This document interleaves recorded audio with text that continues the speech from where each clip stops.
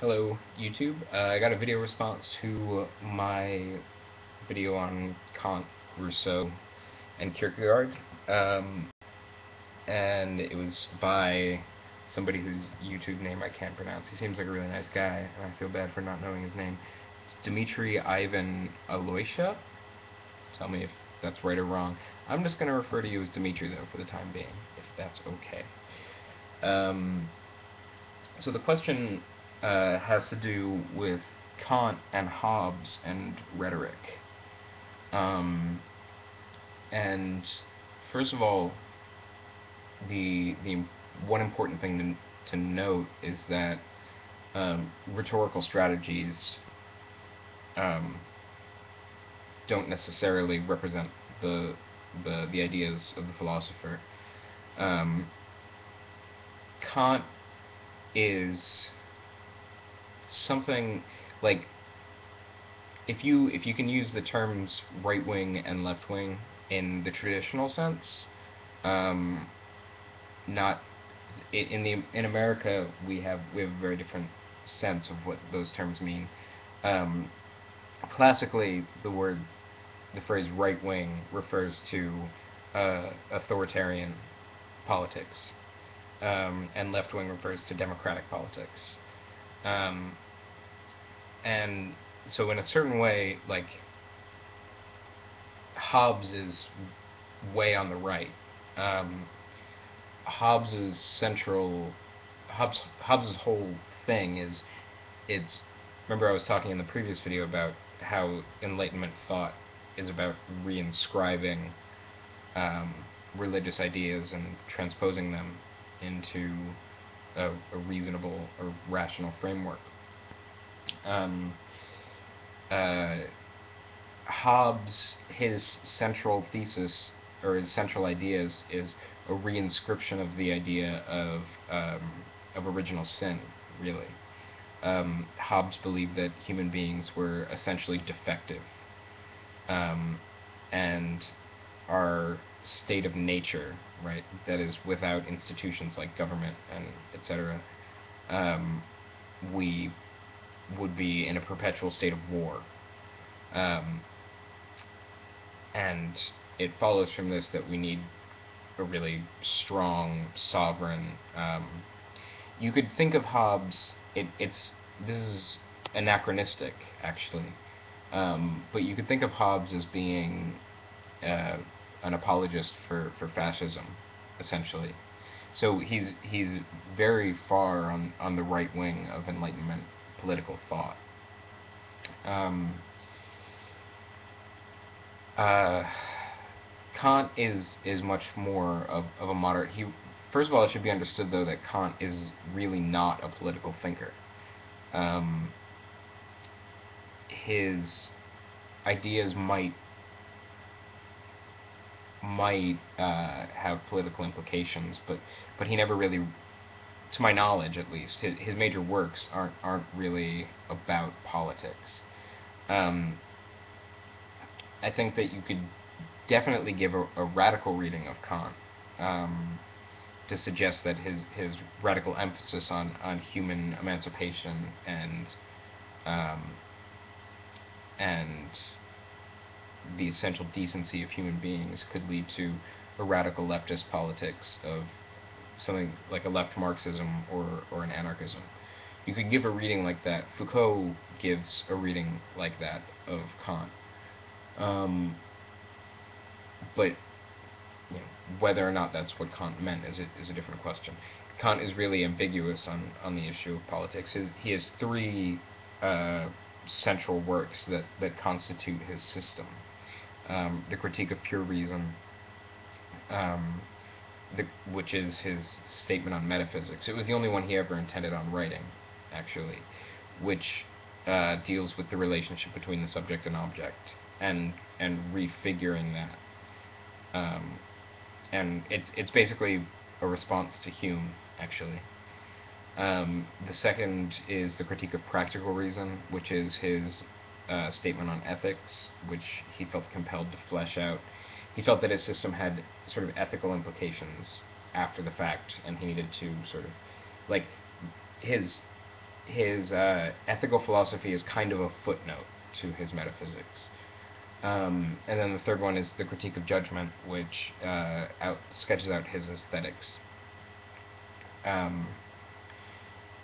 So in some way we tend to talk about Kant in relation to ethics, like a philosophy 101 course, or a philosophy of morality, or a lot of sort of intro secondary literature will talk about Kant's ethical philosophy. And this is, I got a comment talking about how, or asking about Kant's, why is it difficult to talk about subjectivity and objectivity in Kant? Because it doesn't seem to follow from his ethical philosophy. And the reason why is that his ethical philosophy is really a footnote to his metaphysics. If you've only studied Kant's ethics, then it might seem that way. But in some way, I don't even think that you can understand Kant's ethics fully without grasping his metaphysics. Again, the Critique of Pure Reason is the central work, and the question that work turns around is the question of subject and object. So sorry, that was a brief detour to address a question that I got, or a conversation that I've been having in the comments of that video. So Hobbes is basically a proto-fascist, and if you read fascist writers, the architects of Italian fascism, and even if you read Mein Kampf, that they tend to give similar arguments to Hobbes. They tend to adopt a Hobbesian line of argument. And yeah, I can understand that for Hobbes, the employment of rhetoric could be a threat to absolute political power, and that would be his reasoning, or that would be a certain stance towards rhetoric. In Kant, it's very different. Kant sees himself as writing for specialists in the field, and he talks about it in the preface to the second edition to the Critique of Pure Reason. He talks about why he wanted to include diagrams and such, and he wanted to make things. He has this great line in there where he says, "This work would have been much more clear if it wasn't so clear." What that means is that every like tiny little step of the argument is laid out in very intense detail, and because he eventually decided that he was going to write the work for specialists, he just takes no care in making his work even comprehensible. It's some of the most difficult writing I've ever encountered. And I mean, his approach there is no presence of rhetoric in Kant.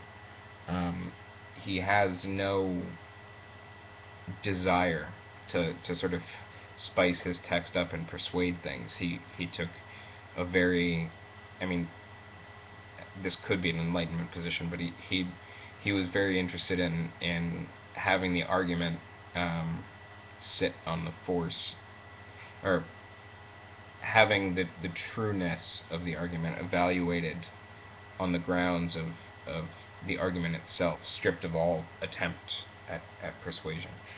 I mean, really, Kant was just like a stuffy academic, and his writing reads like that. It reads, it's no fun to deal with. So I mean, Hobbes and Kant might employ a similar attitude towards rhetoric, but their philosophies essentially have nothing in common. I mean, yeah, that's pretty much, I think, probably the best argument that you could give. You could talk about Hegel too. Hegel's a little bit more poetic, but um, I don't know. There are a lot of philosophers who are suspicious about rhetoric. Um, it doesn't, they arrive at that suspicion from different places, and it doesn't necessarily reflect. It doesn't necessarily mean that there's any other similarity between them besides their stance on rhetoric. I don't know. So you could. The other thing in there was whether or not Hobbes is an anti-enlightenment figure. Maybe, I mean, in some way we call him an enlightenment thinker because of when he was writing more than anything else, and the philosophies that he was interacting with. He definitely doesn't adopt what we might think of as enlightenment values, but like it really just comes down to difficulty in labeling, so yeah, Hobbes is a fascist. Kant is a moderate politically, or at least that's the best that I can say. I don't. Again, Kant is not a political thinker. In some way, it's comparing apples and oranges. Um, Now you could do Hobbes and Rousseau, but Rousseau is a much more poetic thinker. Um, yeah. So I guess that's my response. I hope I answered your question. If I haven't, please comment or respond or anything you like. Have a good day. Thank you for the video response. Have a good night.